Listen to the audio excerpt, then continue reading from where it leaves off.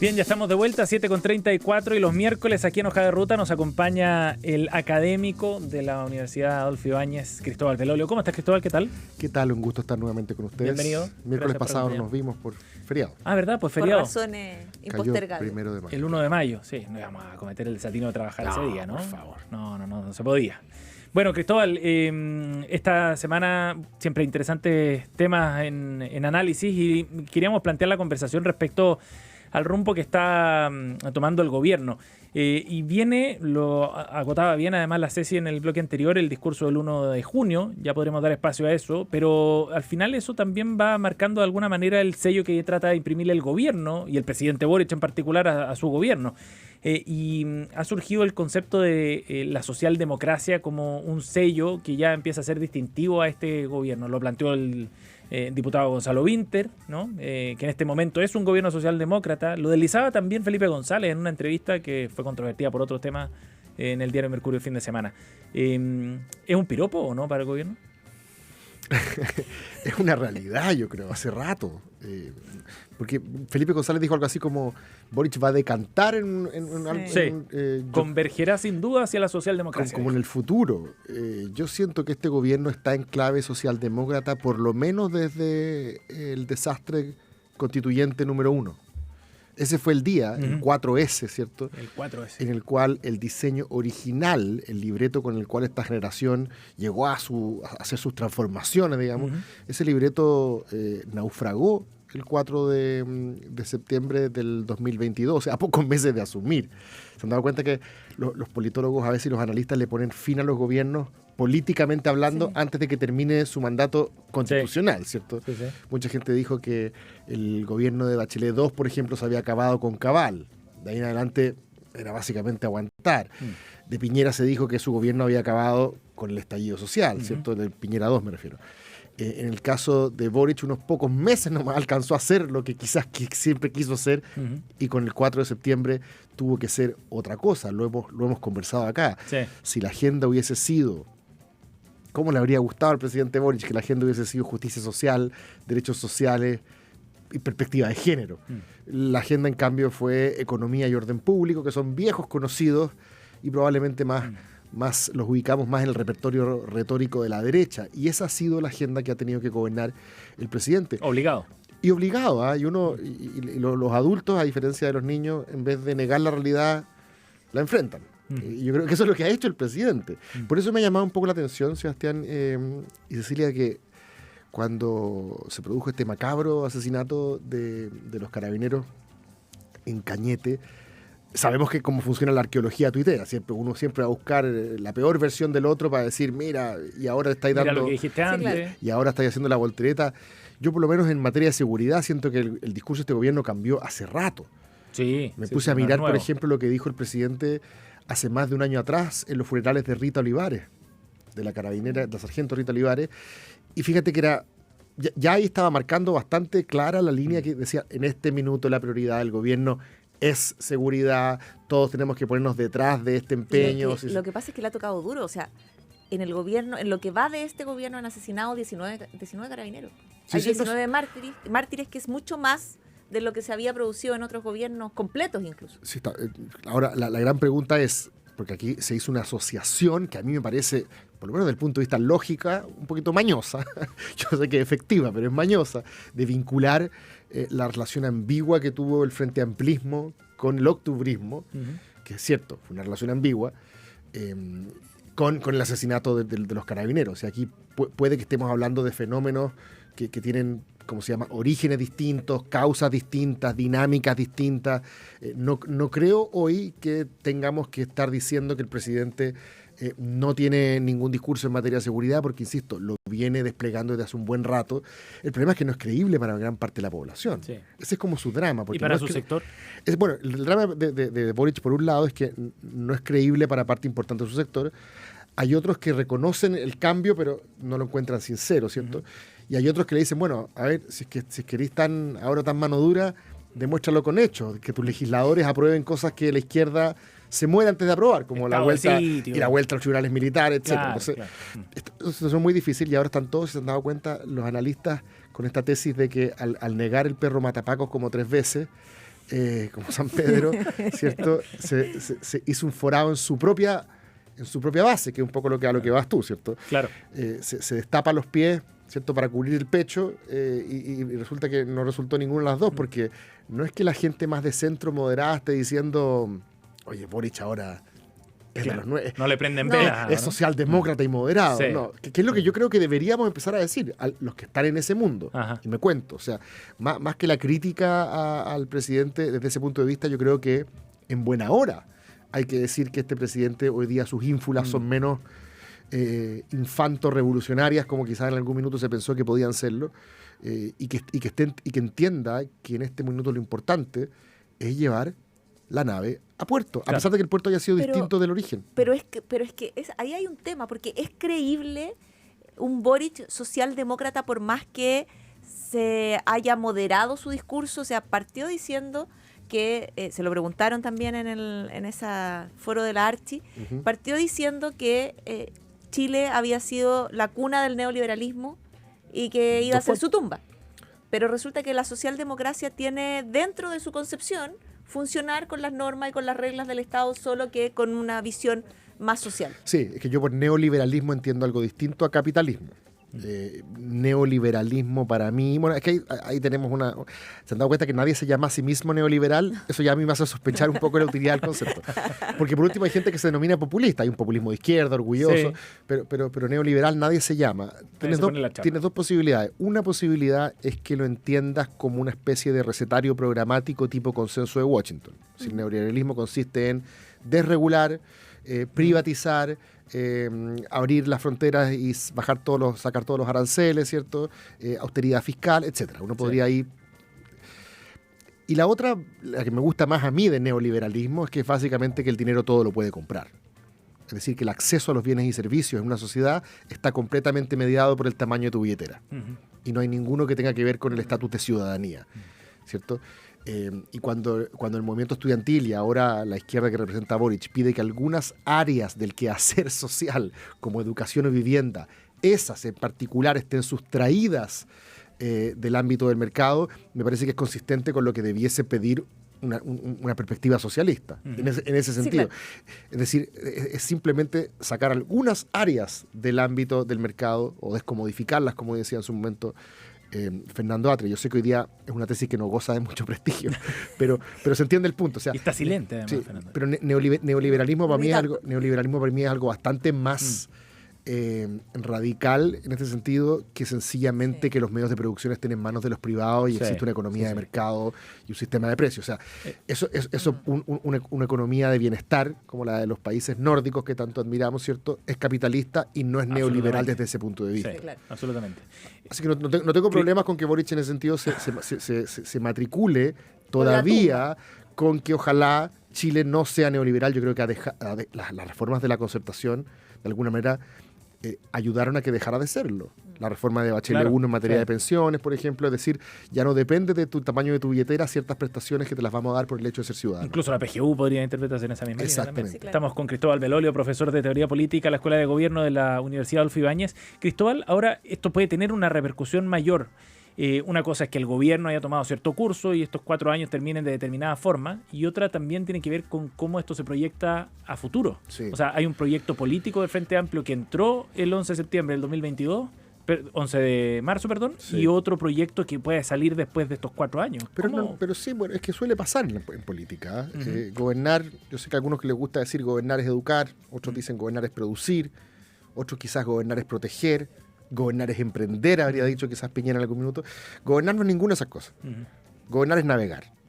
Y navegar significa llegar a puerto y entregarle al que viene la banda presidencial. Perdón por ser tan minimalista y poco ambicioso en mi horizonte, digamos, político, pero en eso consiste la democracia, que es trabajosa y poco romántica. Es que antes dábamos por sentado que llegabas a puerto igual, o sea, que terminaba los 4 años. Y bueno, quizás no hay que dar por sentado eso. Pero por otro lado, además yo creo que también se ha exagerado, fíjate, la relación de Boric y del Frente Amplismo con el estallido. Yo creo que todavía nos falta darle una vuelta a eso, Sebastián. ¿En qué sentido? Yo creo que Boric nunca fue un calcetinero acrítico del octubrismo. Yo creo que siempre el Frente Amplismo tuvo una relación media ambigua o ambivalente, si lo prefieres, con el estallido. Porque por un lado, avivaron la cueca porque las demandas que supuestamente se estaban expresando en la calle eran anticapitalistas y ese cuento ya, me lo compro.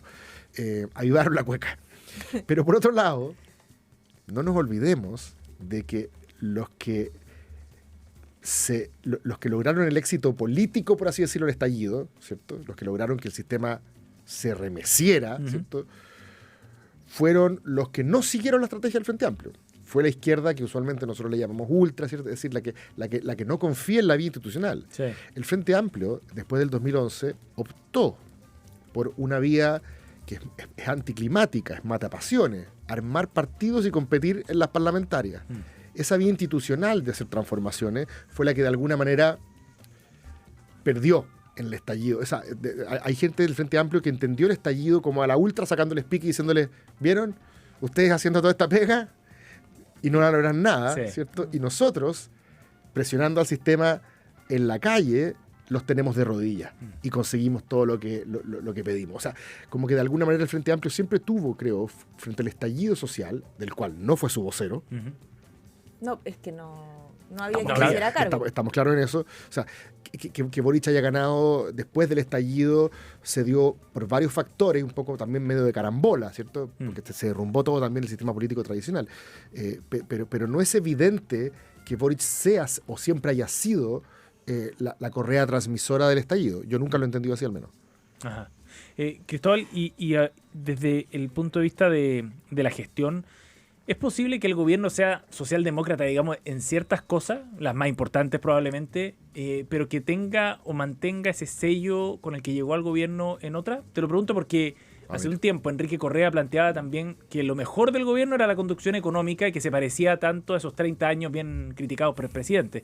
Entonces quizás ahí puede venir un sello, ¿no? La conducción económica, al final vamos a terminar con un gobierno que va a promover la inversión, que va a poner las fichas en ciertas áreas estratégicas. Que tapa champaña con un 0,1 en Lima Seco, o sea, ¿de qué estamos hablando? También. También es parte, así como hay un giro en el orden público, me parece que también lo hay en materia de economía. Este era un gobierno que su programa de campaña no decía mucho de crecimiento. De estas cosas nada. No decía nada. La agenda de permisos, por ejemplo, que está tramitando el proyecto de ley para reducir los tiempos de permiso burocrático, bien relevante. Y quizás el sello va a estar en otra cosa. El sello frente amplista, original, va a estar en otra parte. ¿Puede ser? Puede ser. Ojo, la ministra Antonia Orellana sigue ahí firme en su puesto y me imagino que después habrá que mirar cuáles fueron los avances en esa área específica. Quizás es muy temprano todavía. Pero insisto, uno finalmente esto... ¿Ustedes le vieron alguna vez o leyeron El Señor de los Anillos cuando Gandalf le dice a Frodo, bueno, uno no decide qué tiempo vivir, solo decide qué hacer con el tiempo que le tocó.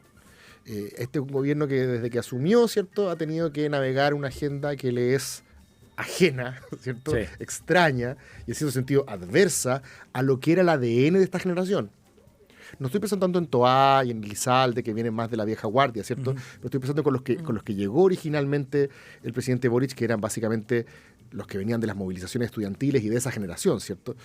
Y han tenido que cambiar el rumbo en el gobierno, ¿cierto? Lo que tiene ciertos costos porque frustras a los propios, ¿cierto?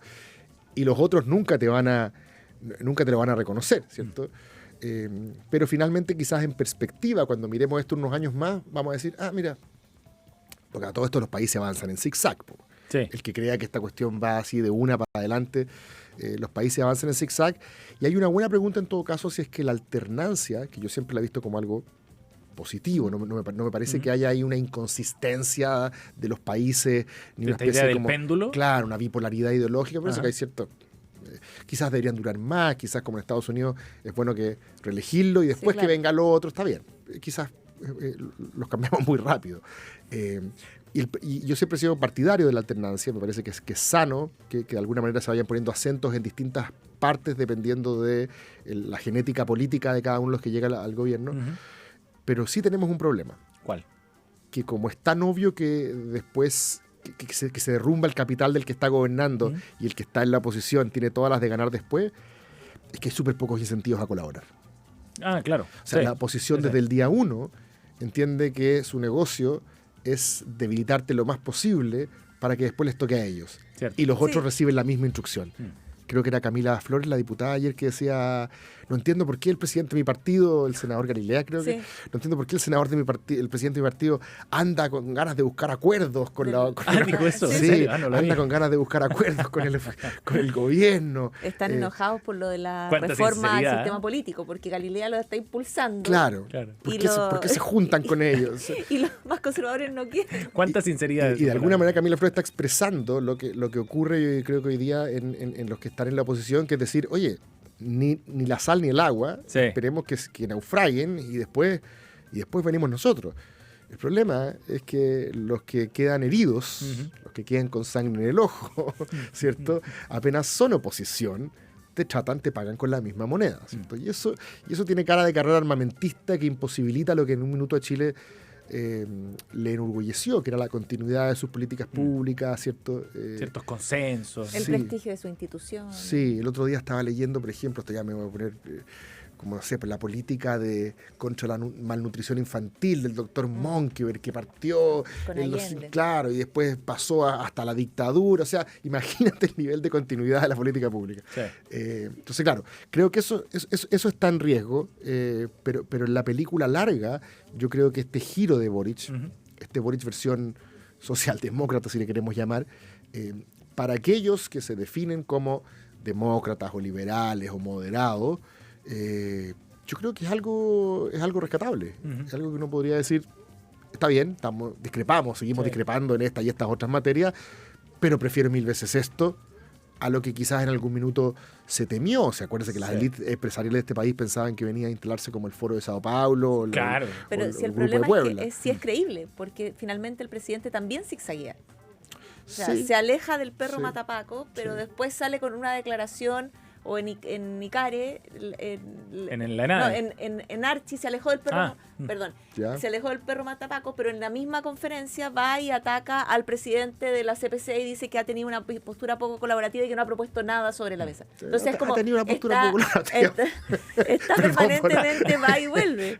Sí, está bien. Sí, bueno. Es que tampoco las puede entregar. Es que claro, yo creo que ya ocurre un poco eso. Y además que, o sea, en tiempos de Lago, los mismos empresarios que amaban a Lagos también a veces tenían encontrones y él te iba a la prensa y te ponía una carta diciendo que los medios de comunicación publicaban puros, ¿te acuerdan? Que los noticiarios mostraban pura delincuencia, o sea... Y Vidal peleaba con estas cuestiones me parece que son parte del tira y afloja, pero este no es el presidente que el empresariado tenía en mente como el cuco. Alguien podrá decir, y en eso yo les concedo el punto, de que es obra y gracia del triunfo del rechazo, de que estaríamos en otro escenario, y es cierto, y es lógico, porque si hubiera ganado el apruebo el 4 de septiembre del 2022, la señal política para el presidente habría sido: todo Chile está detrás de este proyecto. Claro, se pasaba bien. Al naufragar ese proyecto, la señal que recibe el presidente es: ya no estamos en la frecuencia,